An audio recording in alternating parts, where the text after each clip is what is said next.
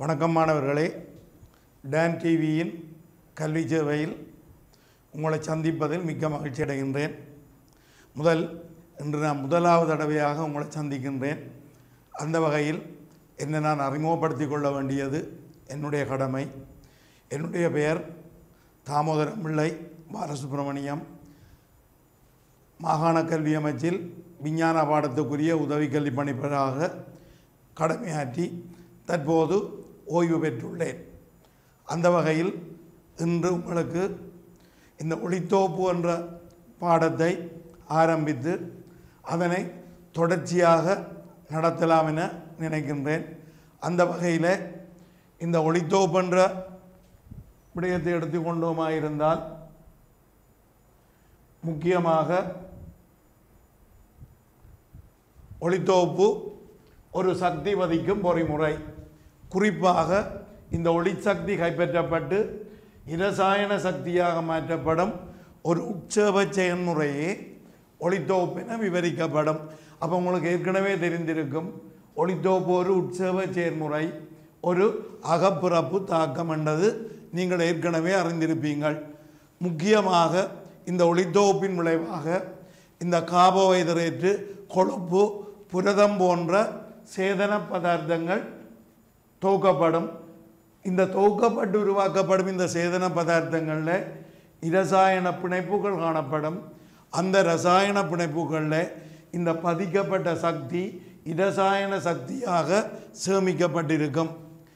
முக்கியமாக இந்த பூமியில் உள்ள இந்த அனைத்து அங்கிகளும் நேரடியாகவோ அன்றி நேரடியற்றதாகவோ ஒளித்தோப்பில் தங்கி இருக்கும்.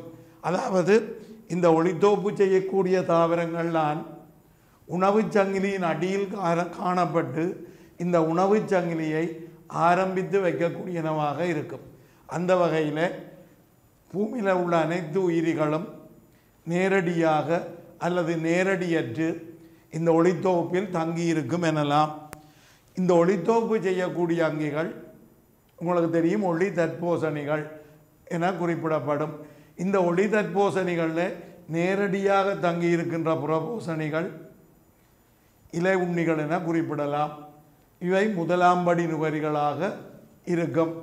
ஏனைய நுகரிகள் அதை தொடர்ந்து ஊட்டல் முறையில் இணைக்கப்படக்கூடியதாக இருக்கும். எனவே இந்த பூமியில் உள்ள அனைத்து அங்கிகளும் இந்த ஒளித்தோப்பு செய்யக்கூடிய அங்கிகளில் தான் நேரடியாக அல்லது நேரடியற்று தங்கியிருக்கும் என்ற விடயத்தை நீங்கள் விளங்கிக் கொள்ள வேணும். முக்கியமாக இந்த ஒளித்தோப்பு செய்யக்கூடிய அங்கிகள் எவை என்றதை நீங்கள் விளங்கிக் கொள்ள வேணும். குறிப்பாக இந்த ஒளித்தோப்பு செய்யக்கூடிய அங்கிகள் பிரதானமாக இந்த தாவரங்கள், எல்லா தாவர கூட்டங்களை சேர்ந்த அங்கிகளும் பச்சையமுள்ள கலங்களை உடையவை, ஒளி தற்போசன முறையால் போசனையை பெற்றுக்கொள்ளக்கூடியவை, அதாவது ஒளித்தோப்பு செய்யக்கூடியவை.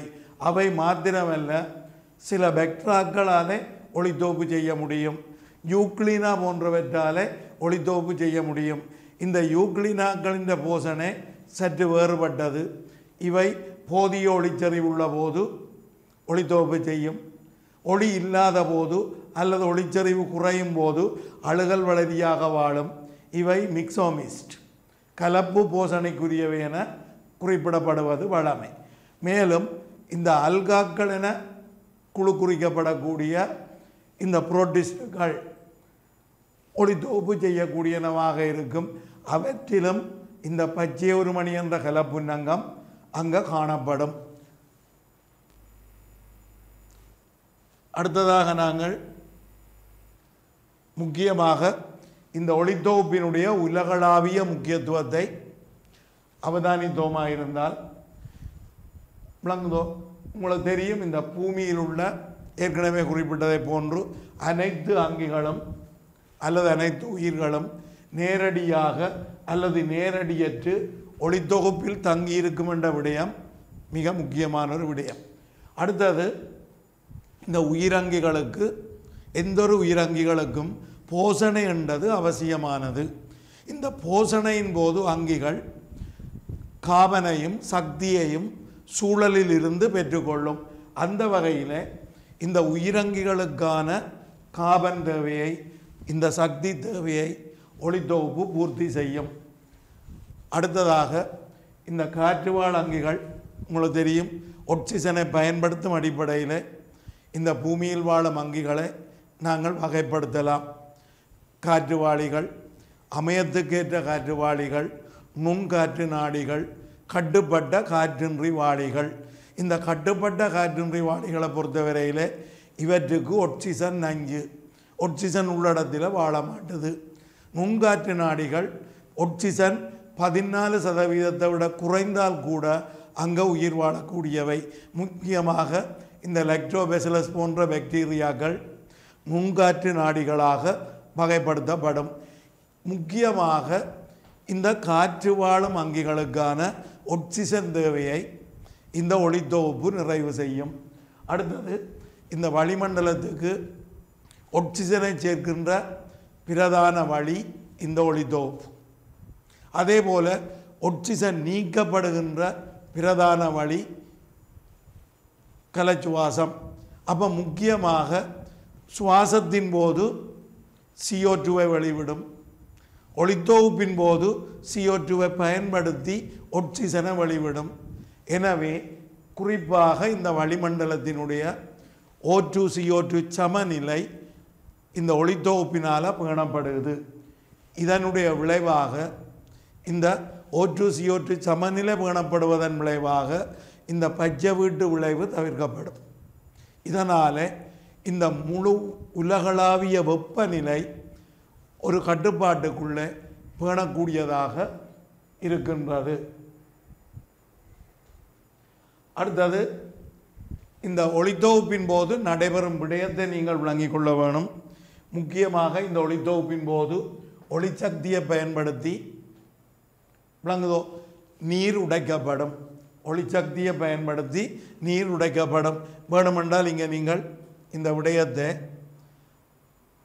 அவதானிக்கக்கூடியதாக இருக்கும். இந்த ஒளித்தொகுப்பின் போது நடைபெறும் விடயத்தை நீங்கள் இங்கே பார்க்கலாம். பாருங்க, இந்த CO2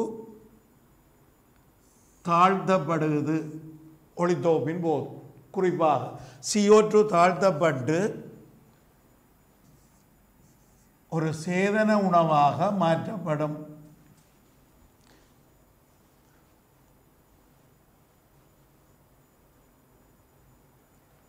CO2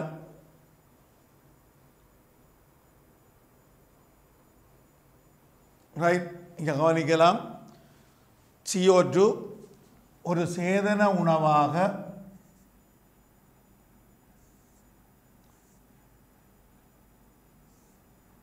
தாழ்த்தப்படக்கூடியதாக இருக்கும்.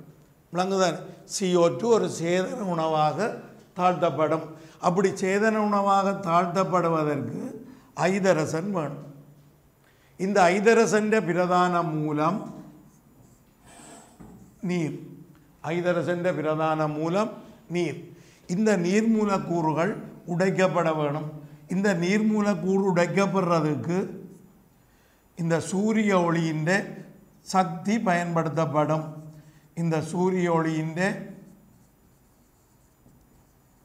சக்தி பயன்படுத்தப்படும். இதற்கு பச்சையம் அல்லது குளோரோவில் தேவைப்படும். இந்த நீர் உடைக்கப்படும். அதிலிருந்து வர இலத்திரன், அதிலிருந்து வர புரோத்தன் H+ இங்கே தாழ்த்தலுக்கு பயன்படும். இந்த நீரில் இருந்து வெளிவிடப்படுகின்ற ஆக்சிஜன் வளிமண்டலத்துக்கு சேர்க்கப்படும். நீரில் இருந்து வெளிவிடப்படும் ஆக்சிஜன் வளிமண்டலத்துக்கு சேர்க்கப்படும். அப்போ இதில் இருந்து நீங்கள் விளங்கிக் கொள்ளக்கூடியதாக இருக்குது. ஒளித்தொகுப்பின் போது CO2 தாழ்த்தப்படுகிறது சேதன உணவாக. இங்கே நீங்கள் பார்க்கலாம், கார்பன் டை ஆக்சைடு குறையுது, தாழ்த்தல். விளங்குதோ? CO2 தாழ்த்தப்படுகிறது. ரைட், CO2 தாழ்த்தப்படுவதற்கு ஐதரசன் வேணும். அந்த ஐதரசன் மூலமாக நீர் பங்கெடுக்கும். இதற்காக நீர் மூலக்கூறு உடைக்கப்பட வேண்டும். இந்த நீர் மூலக்கூறு உடைக்கப்படுவதற்கான சக்தி விளங்குதோ சூரிய ஒளியில இருந்து பெற்றுக்கொள்ளப்படும். முக்கியமாக ஒளியின் போட்டான்கள் சக்தியை வழங்கும்.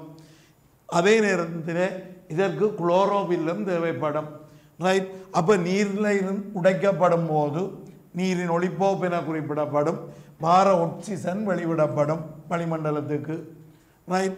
அதே நேரத்தில் CO2 சேதன உணவாக தாழ்த்தப்படும். விளங்குதானே?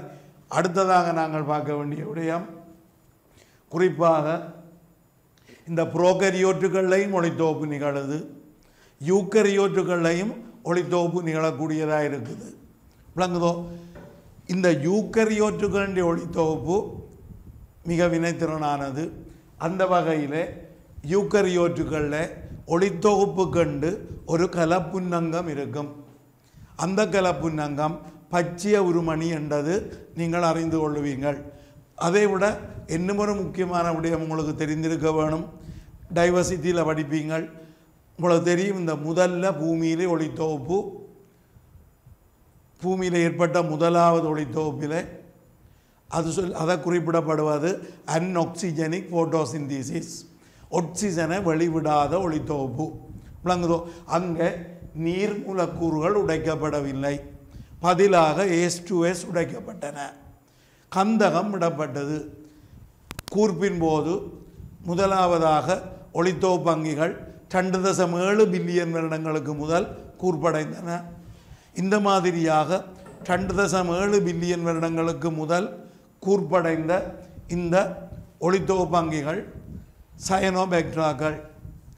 இந்த சயனோபெக்ட்ராக்களின் ஒளித்தொகுப்பின் போது ஆக்சிஜன் வெளிவிடப்பட்டது. இந்த மாதிரி வெளிவிடப்பட்ட ஆக்சிஜன் பூமியிலே படிப்படியாக செறிவடைந்தது. இந்த ஆக்சிஜன் செறிவடைந்ததின் விளைவாக இந்த பச்சை உருமணியின் கூர்ப்பு முன்னெடுக்கப்பட்டது என்ற விடயம் மிக பிரதானமானது. அப்போ இந்த பூமியில் பச்சை உருமணியின் கூர்ப்புக்கான கொள்கை அக ஒன்றிய வாழ்வு கொள்கை என குறிப்பிடப்படும். இதற்கான காரணம் வளிமண்டலத்திலே ஆக்சிஜன் செறிவடைந்தமை. விளங்குதோ? அந்த வகையில் இந்த யூக்கரியோட்டா கலங்களின் பிரதான ஒளித்தொகுப்புக்குரிய கலப்புன்னங்கம் இந்த பச்சை உருமணி. விளங்குதோ? அப்போ இந்த பச்சை உருமணிகளை பொறுத்தவரையில் விளங்குதோ, அதன் கட்டமைப்பு ஏற்கனவே இந்த கலக்கட்டமைப்பில் நீங்கள் படித்திருப்பீர்கள். விளங்குதோ? இங்கே ஒரு தாவரக்கலம் ஒன்று காட்டப்பட்டிருக்குது. இந்த தாவரக்கலத்தில் பச்சையொருமணி காட்டப்பட்டிருக்குது. இங்கே ஒரு பச்சையொருமணியை காட்டப்பட்டிருக்குது. அங்கே ஒரு குளோரோபில் மூலக்கூறு காட்டப்பட்டிருக்குது. இந்த குளோரோபில்ல காணப்படுற மூலகங்கள் கார்பன், ஐதரசன், ஆக்சிஜன், நைதரசன். விளங்குதோ? அதை விட மெக்னீசியமும் காணப்படும். விளங்குதோ? CHO, Mg என்பன இந்த குளோரோபில்ல காணப்படக்கூடிய மூலகங்கள். இந்த பச்சையொருமணியை பொறுத்தவரையில் 2 பிரதான பகுதியை கொண்டது. ஏற்கனவே நீங்கள் கற்றிருப்பீர்கள். இது ஒரு வில்லை உருவமான கலப்புன்னங்கம், டட்டமென் செவ்வால் சூழப்பட்டிருக்கும். மணியுரு, பஞ்சனை என்று 2 பிரதான பகுதிகளை கொண்டிருக்கும். இந்த மணியுருக்கள் தைலோகோயிட் மென்ரெட்டுகளாலே ஆக்கப்பட்டவை. இந்த அடுக்கு மணியுருக்கள் இருக்கும். மணியுரு இடைமென்சவ் இருக்கும். ஒவ்வொரு மணியுருவிலையும் குறிப்பாக தைலோகோயிட் மென்சவ்வாலான ஒரு அடுக்கு காணப்படும். மணியுருக்களின் வெளிப்புறமாக ஒரு ஜெலி போன்ற கட்டமைப்பாக பஞ்சனை இருக்கும். இது ஒளித்தொகுப்புக்கு வேண்டிய நொதியங்களை கொண்டிருக்கும். பச்சை ரைபோசோம் இருக்கும். DNA, வட்ட DNA இருக்கும். இதை விட அங்கே மாப்பொருள் மணிகள் காணப்படும். அப்போ இந்த பச்சையொரு மணியின் கட்டமைப்பு இங்கே காட்டப்பட்டிருக்குது. விளங்குதோ? அந்த பச்சையொரு மணியின் கட்டமைப்பில் ஒரு தைலோகோயிட் மென்சவில் அங்கே ஒளித்தொகுப்பு நிறப்பொருள் காணப்படும் என்ற விடயம் உங்களுக்கு குறிப்பிடப்பட்டிருக்கு. அடுத்ததாக இங்கே உங்களுக்கு மணியுருவின் நுண்கட்டமைப்பு காட்டப்பட்டிருக்குது. இங்கே அடுக்கு மணியுருக்கள் காணப்படுகிறது. இந்த மணியுருக்களுக்கு இணைக்கிறது மணியுரு இடை. இன்னும் மேலும் இந்த ஒரு மணியுரு மென்றட்டின் நுண்கட்டமைப்பை இங்கே நீங்கள் அவதானிக்கக்கூடியதாக இருக்குது. மணியுரு மென்றட்டு விளங்குதோ? பொஸ்போலிப்பு டிட்டுப்படையால் ஆக்கப்பட்ட ஒரு மென்சவ்வு. உங்களுக்கு தெரியும், இந்த முதல் ஒரு மென்சவின் கட்டமைப்பில் சிங்கர் நிக்கல்சன் மாதிரி படிச்சிருப்பீங்கள். அங்கே பொஸ்போலிப்பிட் இருபடை அடிப்படையான கட்டமைப்பு. அந்த இருபடைகளை முற்றாக அமிழ்ந்த புரதங்கள், பகுதியாக அமிழ்ந்த புரதங்கள் காணப்படும். அதாவது டிரான்ஸ்மெம்பரேன் புரதங்களும் ஏனைய இன்டகிரல் புரதங்களும் காணப்படும். ரைட், இங்கே அந்த மாதிரி புதைந்திருக்கிற அந்த புரதங்கள் இங்கே காட்டப்பட்டிருக்குது. விளங்குதோ? நிறப்பொருட்களை கொண்டிருந்து அவை ஒளித்தொகுதிகளை உருவாக்கும். அப்போ இந்த ஒளித்தொகுப்பிற்கு வேண்டிய ஒளித்தொகுதி இந்த தைலோகோயிட் மென்சவின் பொஸ்போலிப்பிட் இருபடைகளை புதைந்து காணப்படுகிறது. குறிப்பாக டிரான்ஸ்மெம்பரேன் புரதங்களாக, அந்த புரதங்களில் உட்பதிக்கப்பட்ட நிறப்பொருட்களாக காணப்படுகிறது. அதை விட இந்த ஒளித்தொகுதிக்கு மேலதிகமாக இங்கே ஒளித்தொகுதி 2 என்று காட்டப்பட்டிருக்குது, ஒளித்தொகுதி 1 என்று காட்டப்பட்டிருக்குது. இந்த மாதிரி ஒளித்தொகுதிகள் இருக்கும். அதை விட இங்கே சைட்டோக்ரோம் தொகுதி இருக்கும், முதன்மை இலத்திரன் வாங்கிகள் இருக்கும், இலத்திரன் காவிகள் இருக்கும். அப்போ இந்த ஒளித்தொகுப்பினுடைய ஒளி பங்கு கொள்ளும் தாக்கங்களை நிகழ்த்துவதற்கு வேண்டிய குறிப்பாக அந்த நொதியங்கள், புரதங்கள், ஒளித்தொகுதிகள், இலத்திரன் வாங்கிகள், இலத்திரன் காவிகள், இவை அனைத்தும் இந்த தைலோகோயிட் மென்சவில் காணப்படும். அடுத்ததாக நாங்கள் உங்களுக்கு தெரியும், இந்த ஒளித்தொகுப்புக்கான பிரதான சக்தி மூலம் சூரியன். சூரியனில் இருந்து சோலார் ரேடியேஷன், சூரிய கதிர்ப்பாக சக்தி பூமிக்கு வருகிறது. இந்த மாதிரி பூமியை வந்தடைகின்ற சூரிய சக்தியிலே அண்ணளவாக 1 தொடக்கம் 2 வீதமான சக்தி ஒளித்தொகுப்பு செய்யக்கூடிய தாவரங்களால் ரசாயன சக்தியாக மாற்றப்படுகிறது. ரைட், இப்போ நாங்கள் இந்த சூரிய சக்தியின் அலைநீள வீச்சுக்கும் அங்கே சக்திக்கும் உள்ள தொடர்பை இங்கே நாங்கள் அவதானிக்கக்கூடியதாக இருக்கும். அந்த வகையில் பார்த்தீங்களா இருந்தால் இங்கே அலைநீளம் காட்டப்பட்டிருக்குது.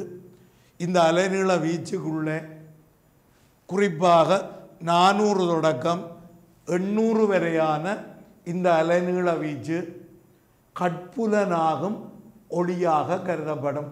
முக்கியமாக இந்த நீங்கள் இந்த வானவில்லிலே திருசியத்தில் பார்க்கக்கூடிய இந்த 7 நிறங்களும் கட்புலனாகும் ஒளிக்குள்ளே வரும். அவை 7 நிறத்தின் கலவை ஒரு வெள்ளொளியாக இருக்கும். ரைட், அங்காலே அலைநீளம் கூடிய பிரதேசம் இந்த 800 நானோமீட்டருக்கு அப்பாற்பட்டது ஐஆர் கதிர். அதே போன்று 400 நானோமீட்டருக்கு உட்பட்டது யூவி கதிர். இவை கட்புலனாகாதவை, அலைநீளம் குறைந்தவை சக்தி கூடிய கதிர்கள், அலைநீளம் கூடியவை சக்தி குறைந்த கதிர்கள். இதில் ஒளித்தொகுப்பில் பங்கெடுக்கக்கூடியவை இந்த கட்புலனாகும் ஒளித்தொகுப்பில் பங்கெடுக்கும். அதிலேயும் குறிப்பாக இந்த ஊதா, நீலம், சிவப்பு ஆகிய நிறங்கள் ஒளித்தொகுப்பில் மிக வினைத்திறன் உடையவை. இந்த பச்சை ஒருமணிகளில் உள்ள வேறுபட்ட வகை நிறப்பொருட்கள் இந்த ஒளியினுடைய வேறுபட்ட அலைநீளங்களை அகத்துறிஞ்சும். விளங்குதோ? ஒளியின் வேறுபட்ட அலைநீளங்களை இந்த பச்சையொருமணியில் இருக்கிற வேறுபட்ட நிறப்பொருட்கள் அகத்துறிஞ்சும். அதாவது பிள்ளைகள், இந்த பச்சையொருமணியில் ஒரு வகையான நிறப்பொருள் காணப்படுமாயிருந்தால் ஒரு குறிப்பிட்ட அலைநீளத்தை மட்டும்தான் அகத்துறிஞ்சும். வேறுபட்ட நிறப்பொருட்கள் இருப்பதனாலே கிட்டத்தட்ட 400 தொடக்கம் 800 வரையான ஒரு பரந்த அலைநீள வீச்சை தாவர நிறப்பொருட்கள் அகத்துறிஞ்சக்கூடியதாக உள்ளது. ரைட், அப்போ இந்த மாதிரி வேறுபட்ட நிறப்பொருட்கள் உண்டு. ஒளித்தொகுப்பின் ஒளித்தாக்கத்திலே பங்கெடுத்து ஒளியை கைப்பற்றக்கூடிய பிரதானமான நிறப்பொருள், இந்த முதன்மை நிறப்பொருள் என குறிப்பிடப்படுவது குளோரோபில். விளங்குதோ? ரைட், அதே நேரத்தில் ஒரு நிறப்பொருளால் வெவ்வேறு அலைநீளங்களில் அகத்துறிஞ்சப்படும் இந்த ஒளியின் சார்பு அளவை எடுத்துக்காட்டும் வரைவு அகத்துறிஞ்சல் நிறமாலை எனவும், அதே நேரத்தில் ஒளித்தொகுப்பை தூண்டக்கூடிய ஒளியின் வெவ்வேறு அலைநீளங்களுக்கான வினைத்திறனை காட்டும் வரைவு தாக்க நிறமாலை எனவும் குறிப்பிடப்படும். அப்போ இங்கே ரெண்டு விடயம் குறிப்பிடப்படுகிறது. ஒன்று இந்த ஒளி தொடர்பாக, ஒன்று உறிஞ்சல் நிறமாலை, மற்றது தாக்க நிறமாலை. விளங்குதோ? அது அடுத்த முக்கியமாக தெரிஞ்சிருக்க வேண்டிய விடயம் இதுதான். அநேக ஒளித்தொகுப்பு செய்யும் தாவரங்களில் வேறுபட்ட நிறப்பொருட்கள் காணப்படும். இந்த மாதிரி வேறுபட்ட நிறப்பொருட்கள் காணப்படுவது இந்த உறிஞ்சல் நிறமாலை வீச்சிൻ്റെ அல்லது அகத்துறிஞ்சல் நிறமாலையிൻ്റെ பரந்தொரு வீச்சு அகத்துறிஞ்சக்கூடிய ஒரு வாய்ப்பை தாவரங்களுக்கு வழங்கும். இங்கே குளோரோபில்லிൻ്റെ இப்போ நான் குறிப்பிட்ட ரெண்டு வரைவும் இங்கே நீங்கள் அவதானிக்கக்கூடியதாக இருக்குது. ஒன்று இந்த உறிஞ்சல் நிறமாலை வரைவு, மற்றது இந்த தாக்க நிறமாலை வரைவு. இங்கே எக்ஸச்சில் சாராமாறி அலைநீளம், கட்புலனாகும் அலைநீளம் 400 இருந்து கிட்டத்தட்ட 700 நானோமீட்டர் வரைக்கும் இங்கே குறிக்கப்பட்டிருக்குது. அதே போல் வையச்சில் உறிஞ்சல் நிறமாலை வரைவுக்கு அகத்துறிஞ்சல் வீதமும் தாக்க நிறமாலை வரைவுக்கு ஒளித்தொகுப்பு வீதமும் காட்டப்பட்டிருக்குது. இங்கே உங்களுக்கு தெரியும், ஒரு நிலம்பாழ் தாவரத்தின் ஒரு பச்சை உருமணி எடுத்தால் அங்கே 4 வகையான நிறப்பொருள் இருக்கும். குளோரோபில்லில் 2 வகை, குளோரோபில் ஏ, குளோரோபில் பி. அதை விட கரோட்டினோயிட்டுகள் எனப்படும் கரோட்டினும் சாந்தோபிலும் கலந்த ஒரு நிறப்பொருள். இதில் இந்த குளோரோபில்கள் முதன்மை நிறப்பொருள். கரோட்டின் சாந்தோபில்கள் முக்கியமாக ஒளியாக துறிஞ்சி கடத்துவதிலே பிரதான பங்களிப்பை வழங்கும். ரைட். அப்போ இங்கே முக்கியமாக நீங்கள் அறிஞ்சிருக்க வேண்டியது, இந்த குளோரோபிலேயும் இந்த குளோரோபிலேயினுடையதும் இந்த அகத்துறிஞ்சல் நிறமாலை வரைவு எந்த அலைநீள வீச்சுக்களே இந்த அகத்துறிஞ்சல் வீதம் உயர்வாக இருக்குமென்றது இந்த வரைவில் இருந்து நீங்கள் விளங்கிக் கொள்ள வேண்டும். அதே போன்று இந்த தாக்க நிறமாலை வரைவை எடுத்துக்கொண்டீர்களானால், இந்த தாக்க நிறமாலை வரைவை எடுத்துக்கொண்டீர்களானால் இங்கே அலைநீளம், இங்கே ஒளித்தொகுப்பு வீதம், இங்கேயும் எந்த அலைநீள வீச்சில் ஒளித்தொகுப்பு வீதம் உயர்வாக இருக்கும் என்று பார்த்தீங்கள் என்றால், குறிப்பாக இந்த சிவப்பு நீல ஒளி உள்ள இடங்களில் இந்த ஒளித்தொகுப்பு வீதம் சார்பளவில் உயர்வாக இருப்பதை இந்த வரைவில் இருந்து நீங்கள் அவதானிக்க முடியும். விளங்குதோ? அப்போ இங்கே பார்க்கலாம் குறிப்பிட்ட விடயங்களை. இந்த தாக்க நிறமாலை தொடர்பாக நீல மற்றும் சிவப்பு நிற கதிர்களுக்கு இந்த குளோரோபிலே அதிகம் வினைத்திறனானது. இந்த குளோரோபிலே என்றது இந்த நீலம் மற்றும் சிவப்பு நிற கதிர்களை பொறுத்தவரையில் அதிகம் வினைத்திறனானது. அதே போல் இந்த வேறுபட்ட ஒளியின் தனித்துவமான அலைநீள வீச்சின் அகத்துறிஞ்சலுடன் இந்த குளோரோபில் பி மற்றும் இந்த கரோட்டினோயிட்டுகள் வினைத்திறனானவை. ரைட். அடுத்த அதே நேரத்தில் இன்னொரு முக்கியமான விடயமும் தெரிந்திருக்க வேணும். இந்த குறிப்பாக இந்த சில கரோட்டினோயிட்டுகள் விளங்குதோ, இந்த தாவரங்கள் ஒளிச்சக்தியாலே, அதாவது அதிகரித்த ஒளிச்சரிவு விளங்குதோ போன்றவற்றால் ஏற்படக்கூடிய இந்த பாதிப்புகளில் இருந்தும் தாவரங்களை பாதுகாக்கிறதுக்குரிய முன்னடவடிக்கையை மேற்கொள்ளும். குறிப்பாக ரைட் இந்த மேலதிக கதிர்களை இந்த கரோட்டினோயிட்டுகள் அகத்துறிஞ்சும். விளங்குதோ? விரயமாக்கும். விளங்குதானே? அவ்வாறு இல்லை என்று சொன்னால் இந்த மேலதிக கதிர்கள் விளங்குதோ அங்கே ஒக்சிஜனுடன் இடைத்தாக்கம் அடைந்து ரைட் கலத்துக்கு ஆபத்தை விளைவிக்கக்கூடிய ஒட்சியேற்றும் மூலக்கூறுகளை தோற்றுவிக்கக்கூடிய தன்மை இங்கே காணப்படும். இதற்கு மீண்டும் குறிப்பிட வேண்டும். விளங்குதோ? இந்த தாவரங்களில் குளோரோபில்கள் இருக்குது, கரோட்டினாய்டுகள் இருக்குது. இந்த குளோரோபில்கள் நேரடியாக ஒளித்தோப்புடன் சம்பந்தப்பட்டவை. அதிலேயும் குறிப்பாக இந்த குளோரோபில் ஏ என்றது தாக்க மையத்துக்குரிய நிறப்பொருள். விளங்குதோ? இலத்திரன் இடமாற்றலோட அரட்டப்பட்டு இலத்திரனை வழங்குவதோடு சம்பந்தப்பட்டது. அதே நேரத்தில் குளோரோபில் பி ஏனைய கரோட்டினாய்டுகள் இந்த ஒளி அறுவடை சிக்கலில் காணப்படும். வெவ்வேறு அலைநீளமுள்ள ஒளியை உறிஞ்சும். தாவரத்துக்கு முக்கியமாக தாக்க மையத்துக்கு போட்டன்களை வழங்கி அல்லது இந்த போட்டன்கள் தாக்க மையத்தை தாக்குவதுடன் தொடர்புடைய விடயத்தை கொண்டவை. விளங்குதோ? இதற்கு மேலதிகமாக இந்த கரோட்டின் போலிகள் தாவரங்களின் பாதுகாப்புடனும் சம்பந்தப்பட்டிருக்குது. குறிப்பாக மேலதிக கதிர்களை அகத்துறிஞ்சி விரியமாக்குது. அவ்வாறு இல்லை என்றால் இந்த மேலதிக கதிர்கள் ஒட்சிசனுடன் இடைத்தாக்கம் அடையும். விளைவாக கலத்துக்கு தீங்கு விளைவிக்கக்கூடிய கேடு தரக்கூடிய ஒட்சியேற்ற மூலக்கூறுகளின் உருவாக்கத்துடன் தொடர்பு பட்டனவாக இருக்கும்.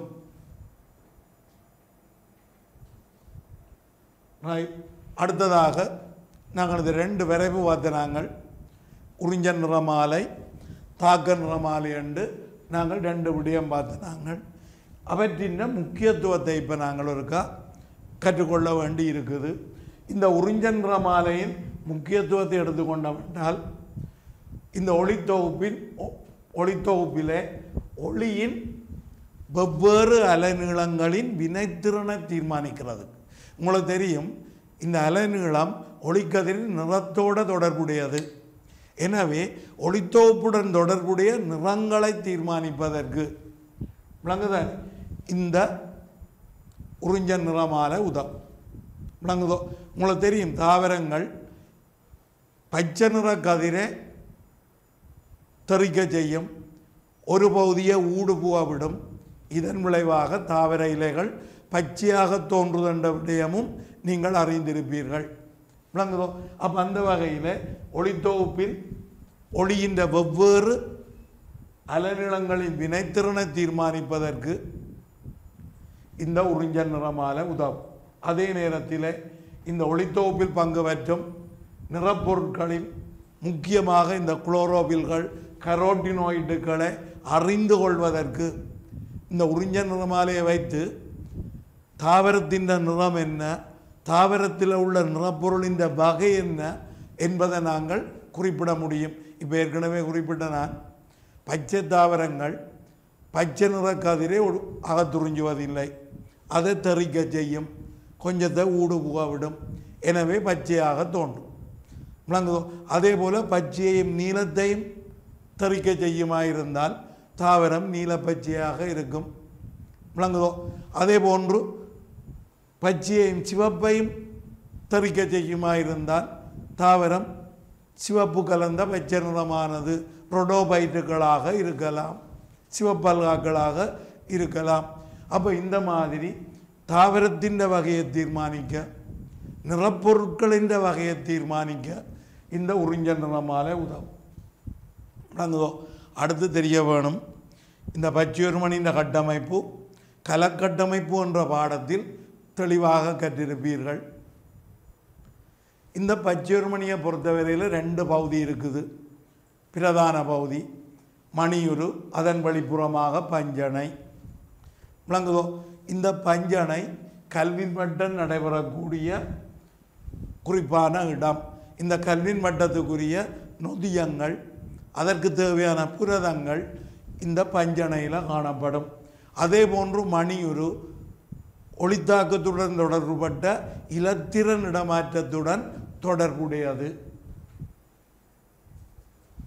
விளங்குதோ? அடுத்தபடியே நாங்கள் இங்கே பார்க்க வேணும் இந்த ஒளியால் குளோரோபில் அரட்டப்படுதல். விளங்குதோ? ஒளியால் குளோரோபில் அரட்டப்படுதல் என்ற விடயம் பார்க்க வேண்டி இருக்குது. இப்போ தொடர்ந்து கற்றுக்கொள்வீங்கள். இந்த ஒளித்தொகுதி என்ற விடயம் கற்றுக்கொள்ள வேண்டும். ஒளித்தொகுதி என்றதில் 2 பகுதி இருக்குது.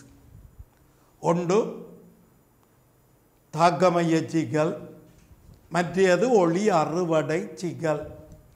இந்த தாக்கமைய சிக்கலில் ஒரு முதன்மை நிறப்பொருள் என குறிப்பிடப்படுவது குளோரோபிலே காணப்படும்.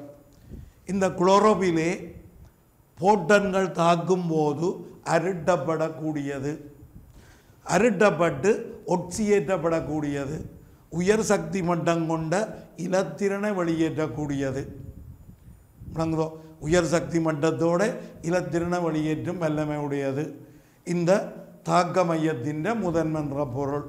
அதே நேரத்தில் இந்த ஒளி அறுவடை சிக்கல் என்ற பகுதி இருக்கும். அங்கே வெவ்வேறு அலநீள வீச்சு அகத்துறிஞ்சக்கூடிய வேறுபட்ட நிறப்பொருட்கள் காணப்படும். அப்போ இங்கேயும் குளோரோபில்கள் இருக்கும், கரோட்டினோயிட்டுகள் இருக்கும். விளங்குதோ? இவை வேறுபட்ட அலநீளமுள்ள ஒளியை அகத்துறிஞ்சுவதோடு தொடர்புடையன. அந்த அகத்துறிஞ்சும் ஒளி மூலக்கூறுக்கு மூலக்கூறு கடத்தப்பட்டு அங்கே உள்ள போட்டன்கள் இந்த தாக்க மையத்தை தாக்கக்கூடிய ஒரு வசதியை ஏற்படுத்தக்கூடிய கட்டமைப்பு இந்த ஒளித்தொகுதிகளில் காணப்படும். விளங்குதோ? அப்போ பாருங்க, இதில் முக்கியமாக இந்த குளோரோவில் அருட்டப்படல் என்ற விடயத்தை எடுத்துக்கொள்ளே விளங்குதோ? இந்த குளோரோவிலே மூலக்கூறு சாதாரண நிலையில் அல்லது தர நிலையில் இருக்கும். விளங்குதோ? அங்கே இலத்திரன்கள் அவற்றுக்குரிய ஓப்பிட்டலில் சுற்றி கொண்டு இருக்கும். இப்போ போட்டன்கள் தாக்குது, இலத்திரன்கள் சக்தியை உறிஞ்சும், அவற்றின் சக்தி மட்டம் உயர்த்தப்படும். இவை சுத்திய ஒழுக்கில் இருந்து வெளியேறும், அந்த இலத்திரன்கள் வெளியேற்றப்படும். அப்படி வெளியேற்றப்படும் இலத்திரன்களை நாங்கள் இந்த குளோரோவிலின் போட்டோ எக்ஸிட்டேஷன் என்று குறிப்பிடுவோம், ஒளி அருட்டுதல் என்று குறிப்பிடுவோம். இந்த மாதிரி ஒளியால் அருட்டப்படும் போது இந்த குளோரோபிலே மூலக்கூறுகள் உயர் சக்தி கொண்ட இலத்திரனை வெளியேற்றும், அதாவது ஒட்சியேற்றப்படும், அயனாகும். விளங்குதோ? இந்த நிலைப்பாட்டை சொல்லுவோம் ஒளியால் குளோரோபில் அருட்டப்படுதல். இங்கே இந்த தாக்க சமன்பாட்டில் நீங்கள் பார்க்கலாம். குளோரோபிலே மூலக்கூறு ஒளிச்சக்தியால் அருட்டப்பட்டு குளோரோபிலே அயனாக மாறுது. விளங்குதோ? அயனாக மாற்றமடையும். அதே நேரத்தில் இலத்திரனை விடுவிக்கும். இந்த விடுவிக்கப்படுற இலத்திரன் உயர் சக்தி கொண்ட இலத்திரனாக இருக்கும். விளங்குதோ? இந்த மாதிரி அங்கே உயர் சக்தி கொண்ட இலத்திரன் விடுவிக்கப்படும். இது ஒளி அருட்டுதலின் விளைவு. விளங்குதோ? அப்போ ஒளியால் அருட்டப்படும் போது குளோரோபில் ஒட்சியேற்றப்படும். விளங்குதோ? அந்த இலத்திரன் வாங்கி தாழ்த்தப்படும். அப்போ இந்த மாதிரி விடுவிக்கப்பட்ட அந்த இலத்திரன், இந்த மாதிரி விடுவிக்கப்பட்ட அந்த இலத்திரன் விளங்குதோ ஒரு முதன்மை இலத்திரன் வாங்கியாலே ஏற்கப்படும். அப்போ இலத்திரன் வாங்கி இலத்திரனை ஏற்குது, இலத்திரன் சேர்த்தல் தாழ்த்தல். அப்போ இலத்திரன் வாங்கி தாழ்த்தப்படும். இந்த முதன்மை நிறப்பொருள் அதாவது குளோரோபிலே ஒட்சியேற்றப்படும். விளங்குதோ? இந்த மாதிரி முதன்மை இலத்திரன் வாங்கியால் ஏற்றுக்கொள்ளப்பட்ட இலத்திரன்கள் பல்வேறுபட்ட இலத்திரன் காவிகளாலே மாறி மாறி காவப்படும். அப்படி மாறி மாறி காவப்படும் போது இங்கே அந்த டவுன்ஹில் ஸ்ட்ரெச்சஸ் என்று குறிப்பிடுவார்கள், தாழ்ந்த சக்தி மட்டத்தை அடையும். விளங்குதோ? அப்போ பாருங்க, குளோரோபிலே இருந்து இலத்திரன் விடுவிக்கப்படுது. விளங்குதோ? உயர்ந்த சக்தி மட்டத்தோடு விடுவிக்கப்படுது. அந்த விடுவிக்கப்பட்ட இலத்திரன் ஒரு முதன்மை இலத்திரன் வாங்கியாலே ஏற்கப்படுது. தொடர்ந்து பல இலத்திரன் காவிகளால் காவப்படுது, தாழ்ந்த சக்தி மட்டத்துக்கு வருது. விளங்குதோ? இப்போ இந்த குளோரோபிலே அருட்டப்பட்டபடி இருக்குது. அதை மீண்டும் தரநிலைக்கு சாதாரண நிலைக்கு கொண்டு வர வேண்டும். இதை மீண்டும் சாதாரண நிலைக்கு கொண்டு வரதற்கு இந்த இலத்திரன் பயன்படலாம், இதிலிருந்து வெளியேற்றப்பட்ட இலத்திரன் பயன்படலாம். அப்படி பயன்படுமானால் அது வட்டமான இலத்திரன் கடத்தல் பாதை என குறிப்பிடலாம். அதே போன்று இந்த இலத்திரன் வேறு தேவைக்கு பயன்படுத்தப்பட்டு விட்டால் வேறொரு இலத்திரனாலே இந்த முதன்மை நிறப்பொருள் தரநிலைக்கு கொண்டு வர வேண்டிய சந்தர்ப்பம் இருந்தால் அது வட்டப்பாதையில் இலத்திரன் கடத்தல் நடக்காது. இங்கே நாங்கள் அதை நேரிய இலத்திரன் கடத்தல் பாதை என குறிப்பிடுவோம். இப்போ இது உள்ளே சாதாரணமாக விளங்கி கொள்றதுக்கு ஒரு சுலபமான வழி இருக்குது. விளங்குதோ? இப்போ உங்களுக்கு தெரியும், அநேகமாக எல்லா வீட்டிலையும் ஒருத்தர் 2 பேர் வெளிநாட்டில் இருப்பினோம். விளங்குதோ? அப்போ வெளிநாட்டில் இருந்து மாமா, விளங்குதோ, அண்ணா, தம்பி, உறவினர் 2 வீட்டை வந்து நிற்பினோம். விளங்குதோ? எல்லாருக்கும் டாலரை மாற்றி நிறைய காசை கொடுப்பினோம். விளங்குதோ? உங்களோட பொக்கெட்டுக்கையும் நிறைய பணம் வந்து சேரும். உங்களோட லெவல் கூடிவிடும். விளங்குதோ? சாதாரணமாக டியூஷனுக்கு போகிறதென்றால் விளங்குதோ வீட்டிலேருந்து ஒரு 100 ரூபா தந்து விடுவினோம், ஏதாவது தேவைக்கு உதவுமண்டு. விளங்குதோ? பேருந்து வந்த பிறகு கேட்பினோம், தம்பி செலவழிச்சு போட்டியோ மிச்சம் இருக்குதோன்ட்டு. விளங்குதான்? இது நிறைய வந்துட்டுது பொக்கெட்டுக்கு. உங்களோட லெவல் கூடி விட்டது, சக்தி மட்டம் கூடி விட்டது. உடனே உங்களோட ஃப்ரெண்டுக்கு சொல்லுவீங்க மொபைல் எடுத்து, மச்சான் இப்படி கிடக்குது, இவ்வளவு டாலர் இருக்குது, ரைட், இந்த 2 கோள் வாரம் அவர் எங்கேயும் ஒரு மோட்டர் சைக்கிள் வாடகை எடுத்து கொண்டு வந்து சேருவேன் உங்களோட வீட்டு கேட்டு. இந்த அரட்டப்பட்டவர் போய் பின் சீட்லேயே ஏறுவேன். விளங்குதோ? காசு முடிய அவர் எங்கேயாவது இறக்கி விட்டுட்டு போடுவேன். விளங்குதோ? பிறகு இன்னொருவரோட சேர்ந்து மெல்லமாக வந்து வீட்டை எட்டி பார்ப்பேன். அப்பா நிற்கிறாரோ. விளங்குதோ? அப்பா நின்றா உள்ளுக்கு போக மாட்டேன், மெல்லமாக மெட்ட பக்கத்தால் போடுவேன். விளங்குதோ? இந்த அம்மா மேர் பாவம் பின்பக்கத்தால் கூப்பிட்டு சாப்பாட்டையும் கொடுத்து விட்டுடுவேன். விளங்குதோ? பெரும்பாலான சந்தர்ப்பங்களில் இந்த மாதிரி வீட்டை விட்டு வெளியேறினவர் எங்கேயோ எல்லாம் சுற்றி அடித்து போட்டு மீண்டும் அதே வீட்டுக்கு வந்து சேருவார். இது வட்டவடுக்கான நிலைமை. சில வேளை அப்பா கொஞ்சம் கோபக்காரனாக இருக்கலாம், அல்லது இவர் கடுமையாக குழப்படி விட்டு ஏற்கனவே இரிட்டேட் பண்ணி இருக்கலாம் வீட்டுக்காரரை. அப்பா திரத்தி விட்டுடுவார், இனி இங்கே வராது. விளங்குதோ? 2 நாளைக்கு ஒரு ஃப்ரெண்ட் விட்டேன், இன்னொரு நாளைக்கு இன்னொரு ஃப்ரெண்ட் விட்டேன், அடுத்த நாள் பிளாட்ஃபார்மில் தங்க வேண்டி வரும். விளங்குதோ? அவர் மீண்டும் வீட்டுக்கு வர முடியாத நிலைமை வரும். விளங்குதோ? ரைட். அப்போ இங்கே வட்ட வடுக்கான நிலைமையும் இருக்குது, வட்ட வடுக்கற்ற நிலைமையும் இருக்குது. இந்த 2 நிலைமையையும் நீங்கள் தெளிவாக விளங்கி கொள்ள வேணும். அப்போ இந்த குளோரோவில் அரட்டப்படுதல் என்ற விடயம் விளங்குதோ? ஒளித்தொகுப்பில் ஒரு இன்றியமையாத விடயம். அப்போ குளோரோவில் அரட்டப்பட்டால் அது அயனாகும், ஒட்சியேற்றப்படும். அந்த இலத்திரனை இலத்திரன் வாங்கி தாழ்த்தப்படும். அடுத்த விடயமாக நாங்கள் இந்த ஒளித்தொகுதிகள் என்ற விடயத்தை அவதானிக்க வேணும். இதை நான் ஏற்கனவே குறிப்பிட்டிருக்கின்றேன். இந்த பச்சையொரு மணியின் தைலோகோயிட் மணியுருவினுடைய தைலோகோயிட் மென்சப்பில் போஸ்போலிபிட் இருபடை இருக்கும். இங்கே காட்டப்பட்டிருக்குது தெளிவாக. போஸ்போலிபிட் இருபடை இருக்கும். அதுக்குள்ள முழு அகலத்துக்கும் அமிழ்ந்ததாக ஒரு டிரான்ஸ்மெம்பரேன் புரோட்டீன் இருக்குது. விளங்குதோ? அந்த புரதத்தில் தாக்க மையம், ஒளி அறுவடை சிக்கல், இவையெல்லாம் ஒளித்தொகுப்பு நிறப்பொருட்களால் ஆனவை. அப்போ இந்த புரதத்தில் இந்த நிறப்பொருட்கள் பொதிந்திருக்குது. ஒளித்தொகுதிக்கு 2 பகுதி உண்டு. ஒன்று தாக்க மைய சிக்கல், மற்றது உணர்கொம்பு சிக்கல் அல்லது ஒளி அறுவடை சிக்கல். இந்த தாக்க மைய சிக்கலை பொறுத்தவரையில் அங்கே ஒரு இரட்டை குளோரோபில் A மூலக்கூறு இருக்கும். அது போட்டோன்கள் தாக்கும் போது அருட்டப்படக்கூடியது, உயர் சக்தி மட்ட இலத்திரனை வெளியேற்றக்கூடியது. அங்கே ஒரு முதன்மை இலத்திரன் வாங்கி இருக்கும். விளங்குதோ? இந்த மாதிரி அருட்டப்பட்டு வெளியேறும் இலத்திரனை இந்த முதன்மை இலத்திரன் வாங்கி பெற்றுக்கொள்ளக்கூடியதாக இருக்கும். அருட்டப்பட்டு வெளியேறும் இலத்திரனை இந்த முதன்மை இலத்திரன் வாங்கி பெற்றுக்கொள்ளக்கூடியதாக இருக்கும். விளங்குதோ? அடுத்தது இந்த ஒளி அறுவடை சிக்கல் வேறுபட்ட நிறப்பொருள் மூலக்கூறுகளை உள்ளடக்கி இருக்கும்.